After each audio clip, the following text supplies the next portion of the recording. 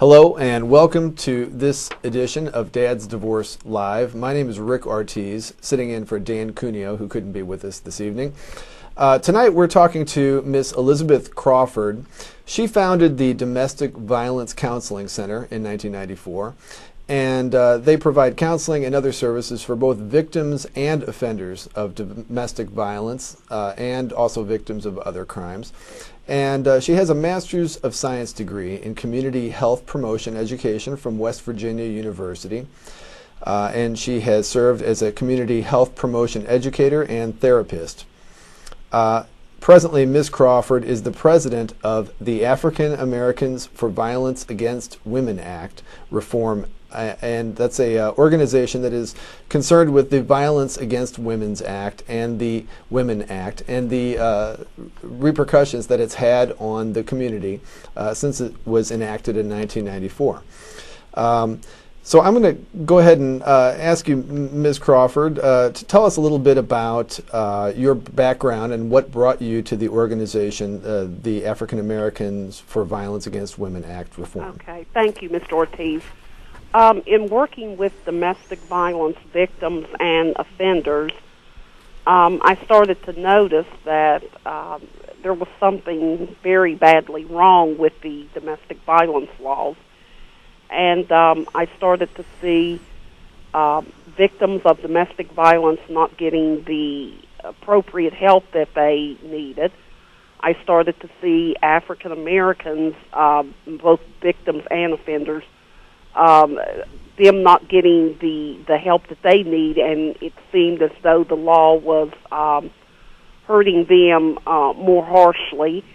And, you know, just being concerned about people, domestic violence victims and offenders of all races and ethnicities, I started to see that the law was not doing what the lawmakers felt it should do, and so that's what gave birth to the African Americans for Violence Against Women's Act Reform.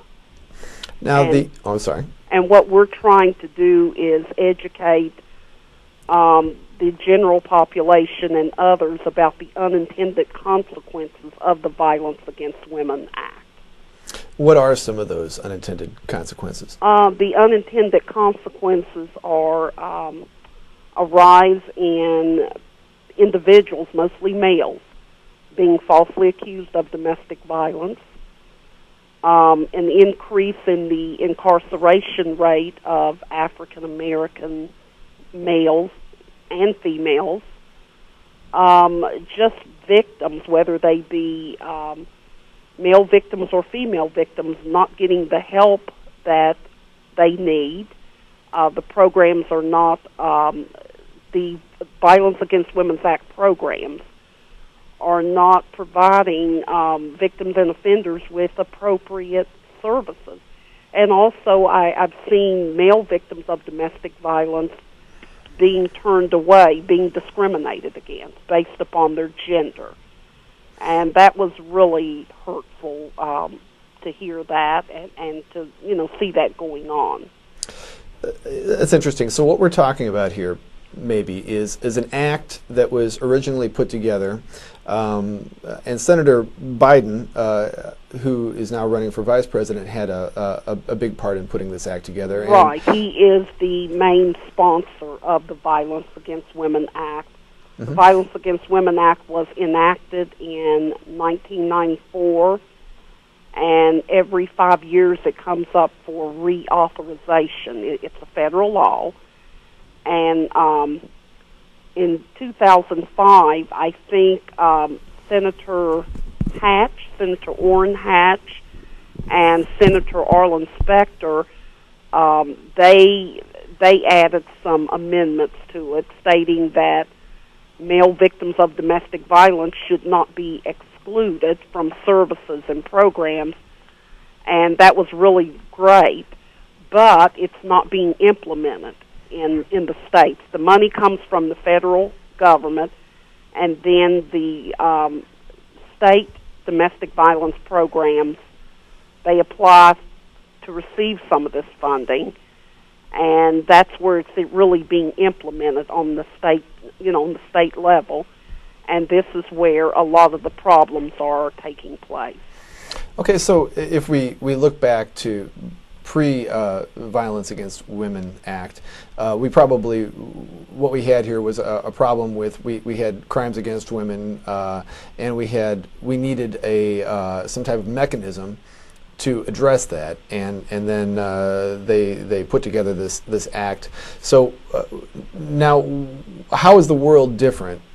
Let's look at this from the standpoint of women and men in relationships. How is the world different after the act was put into place? Okay, what the act has done, the act has encouraged mostly women to make false allegations of domestic violence against men. How this has been encouraged is that the definition of domestic violence under the Violence Against Women's Act includes almost anything you want to consider domestic violence, such as, let me give you an example.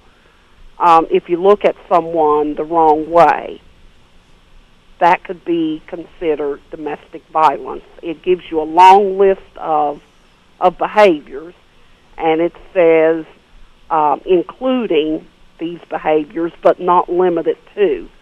So the definition is very broad, and that encourages false allegations. And another way the false allegations are encouraged is that there does not have to be any hard evidence. Let's say a person can allege domestic violence, and there doesn't have to be any hard evidence.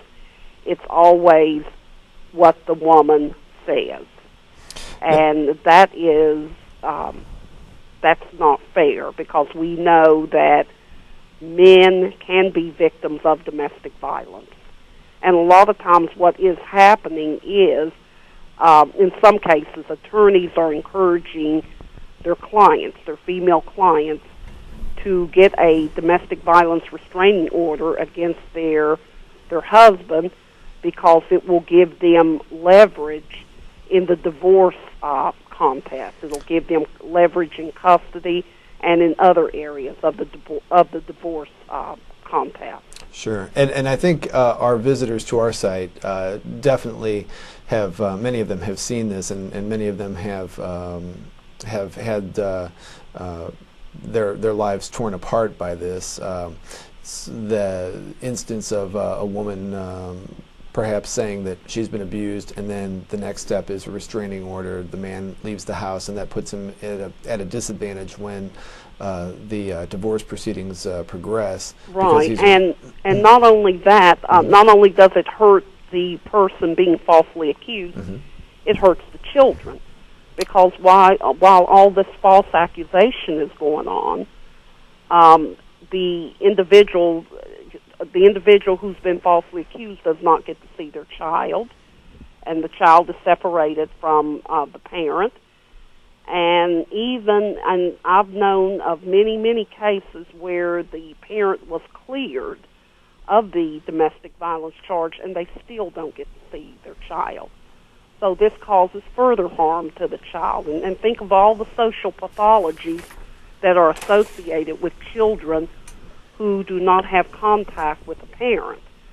Now, we're not saying that children need to have contact with parents who are abusive. We're talking about parents who have not done domestic violence, parents who have not done domestic violence. They've been falsely accused.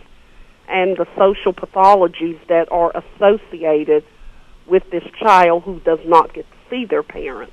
Those social pathologies include drug activity, gang activity, academic failure, teen pregnancies, just all kinds of problems. Children getting involved in crime and juvenile delinquency, just all kinds of problems. Sure. So now this act, which has in its title that it's trying to address the very serious act of violence against women, you're saying has really, in some ways, been used as a tool to basically just to get rid of the man.